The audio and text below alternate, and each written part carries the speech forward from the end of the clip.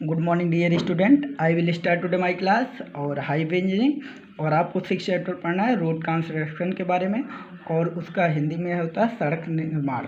और जो है आपको 6 चैप्टर की नोट आपको भेज दी गई है, नोट्स आपको भेजी गई हैं, आप उसको लिख लीजिएगा। उसके बाद इसको जो है डेली का डेली हमसे क्लास लेते रहिए। और तो फर्स्ट नंबर हमारा आता है रोड। तो रोड क्या होती हैं, ये 2 प्रकार की होती है। फर्स्ट नंबर होता है कच्ची सड़क और सेकंड नंबर होता है पक्की सड़क। तो जो कच्ची सड़कें होती हैं, अगर उसी पे हम क्या करते हैं, पेमेंट डाल देते हैं बिटुमिन का, कंक्रीट का, सीमेंट का, तो वो हमारी क्या हो जाती हैं, पक्की सड़कें होती हैं। ठीक है। तो इनके कुछ घटक होते हैं, जिसमें कि नंबर 1 आता है फार्मेशन। फार्मेशन मतलब होता है निर्माण स्तर। तो जो पक्के यान पथ होते हैं, उनको आधार प्रदान करने के लिए जो नीचे मृदा मिट्टी होती है, उस पर क्या किया जाता है, निर्माण स्तर बनाया जाता है। और निर्माण स्तर उतनी ही चौड़ाई में बनाया जाता है जितने में हमको क्या होता है, पेमेंट डालना होता है। उसे हम क्या कहते हैं, सब ग्रेड कहते हैं।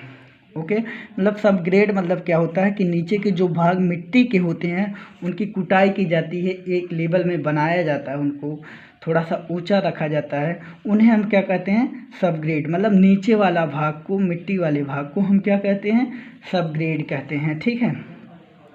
उसके बाद हमारा नंबर आता है अगला, स्टैबिलिज्ड सॉइल, मतलब स्थिरीकृत मृदा। अब हम जानते हैं कि जो हमारी कमज़ोर मिट्टी होती हैं उनको भौतिक सुधार करने के लिए हम क्या करते हैं, स्टेबलाइजेशन करते हैं, मतलब उसको स्थिरीकरण प्रदान करते हैं। इसके लिए हम क्या करते हैं, अनेक विधियों का इस्तेमाल करते हैं।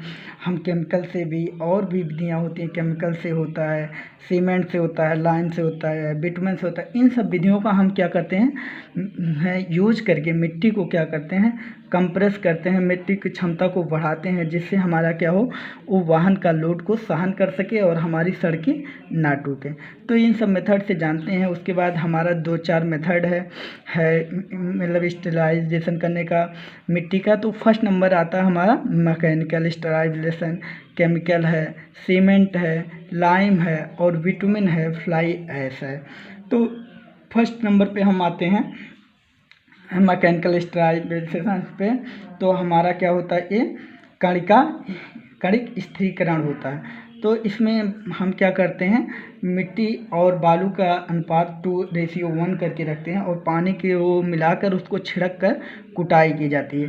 तो और जब कुटाई की जाती है तो निश्चित तौर पे क्या होती है, मिट्टियाँ बैठ जाती हैं, जिससे हमारा क्या होता है, मृदा का स्थिरीकरण हो जाता है। तो नंबर सेकंड आता है हमारा केमिकल स्टेलाइजेशन। मतलब तो केमिकल स्टेलाइजेशन मतलब क्या होता है कि जो है रासायनिक स्थिरीकरण। और रासायनिक स्थिरीकरण में हम क्या करते हैं, सोडियम क्लोराइड और कैल्शियम क्लोराइड को, आज इन सबको मृदा के अनुकूल में जल में मिला करके मृदा पर छिड़काव करते हैं, जिससे क्या होता है, हमारा मिट्टी क्या होती है, स्थिरीकरण हो जाती है, मजबूत हो जाती है, और भार का सहन क्षमता बढ़ जाती है। थर्ड नंबर हमारा आता है सीमेंट का। अब क्या होता है कि भारत में अधिक जगहों पे क्या होता है, सीमेंट मिलता है। तो सीमेंट में 5 से 10% मिट्टी में मिलाकर उसको कुटाई करके पानी का छिड़काव कर देते हैं, जिससे क्या होता है कि हमारी मिट्टी की भार की क्षमता ज़्यादा हो जाती है सहने की। तो इससे भी हमारा क्या होता है, स्टेलाइजेशन होता है। अगला नंबर आता है हमारा लाइम, जो हम कहते हैं चूना स्थिरीकरण में। भारत में क्या होता है कि इनमें भी चूने में प्रसार बहुत होता है, संकुचन प्रसार अधिक होता है। तो चूने के साथ भी क्या किया जाता है, इनमें डाला जाता है मिट्टी को, और चूने का भी छिड़काव किया जाता है, जिससे हमारा क्या होता है, चूने से भी हमारी मिट्टी का स्टेलाइजेशन होता है। उसके बाद अगला आता है बिटुमिनस आप जानते ही हैं कि ये जो पक्की सड़कों पर जो होता है, यूज किया जाता है कोल तार और बिटुमिन। तो बिटुमिन को भी हम क्या करते हैं, गर्म करके इस पे क्या करते हैं, मिट्टी पर छिड़काव किया जाता है, और उस पर क्या किया जाता है, रोलर या आज चीज़ों का क्या किया जाता है, यूज करके हम बिटुमिन मतलब मिट्टी को सहन क्षमता को बढ़ाते हैं। उसके बाद नंबर आता है फ्लाई ऐश। और फ्लाई ऐश जो होता है, फ्लाई ऐश जो होता है, मतलब राख होता है कोयले का, धुओं से, इन सब के से क्या करते हैं, हम मिट्टियों पर डालकर उनको क्या करते हैं, स्थिरीकरण मतलब दबाते हैं, और मृदा की सहन क्षमता बढ़ जाती है, और मिट्टी की धारण क्षमता बढ़ने के कारण उस पर कितना भी लोड लगे वो सहन कर सकती है। उसके बाद अगला टॉपिक हमारा आता है रोड पेमेंट।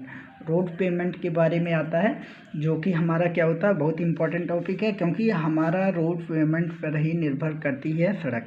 अगर रोड पेमेंट नहीं सही होगा तो हमारी क्या होगी, सड़क टूट जाएगी। तो इसके लिए क्या होता है, वाहनों का जो भार होता है और हमारे कितने जो है हमारी सड़क उस पर क्या कर सकती है, सहन कर सकती है और कितने नीचे तक दब नहीं सकती, इसके लिए हमारा क्या किया जाता है, रोड को पेमेंट को बनाया जाता है।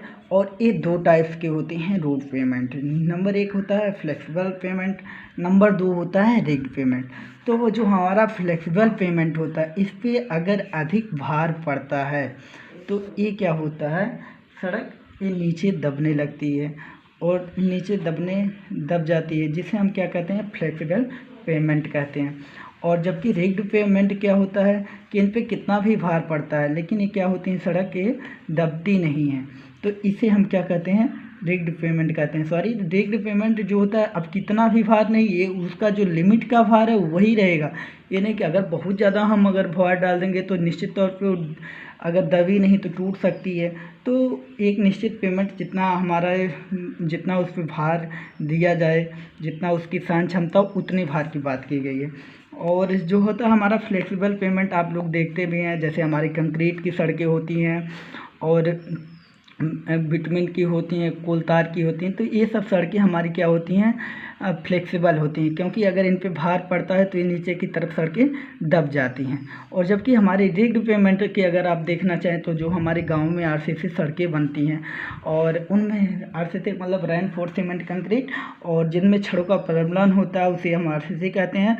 और देखिए 2 चीज़ें आप लोगों से पूछी जाती हैं, आप लोग जान लीजिए, आरसीसी और पीसीसी। तो दोनों का अंतर क्या होता है, आरसीसी का मतलब होता है रेनफोर्स सीमेंट कंक्रीट और पीसीसी का मतलब प्लेन सीमेंट कंक्रीट। तो इनमें क्या होता है, छड़ों का प्रबलन होता है, मतलब इसमें छड़ युक्त होता है और इसमें छड़ नहीं युक्त होता है, तो दोनों का मतलब ये ही होता है। और तो हमारा जो रिग्ड पेमेंट होता है, इसमें क्या होता है, कठोर होता है और जो है इन पे भार पड़ने पर ये दबते नहीं हैं। तो 2-4 हम अंतर भी देख लेते हैं। तो फर्स्ट नंबर हमारा आता है कि ये जो है, ये जो फ्लेक्सिबल होता है, ये मैग्नम की बनाई होती है, इनकी जो है मोटाई अधिक होती है, जबकि जो हमारी रिग्ड पेमेंट होती है इनकी मोटाई कम रखी जाती है। और जो है फ्लेक्सिबल में जो है इनका जो सबग्रेड जो है अस्तर अच्छा डालना पड़ता है, और जबकि रिग्ड पेमेंट में कोई ज़रूरी उतना नहीं होता है। तो उसके बाद जो है आधार दोष अगर देखें तो नम पेमेंट में जो होता है आधार दोष बने रहते हैं, जबकि इनमें जो होता है कम रहते हैं। और अगर जो है जोड़ने की बात हो, या तो अगर ये फ्लेक्सिबल पेमेंट है जो है जल्दी अगर मतलब टूट जाती है तो उससे जोड़ने आसानी होता है, उसको बनाने में आसानी होती है, जबकि रिग्ड पेमेंट में कठिनाई होती है। तो इन सब तो चलिए ठीक है, थैंक यू फॉर क्लास। आगे हम कल मिलते हैं। आप लोगों को टॉपिक जो भी है वो बताया जाएगा, आप लोग जितना बताया गया उतना आप लोग पढ़िए। Thank you for class.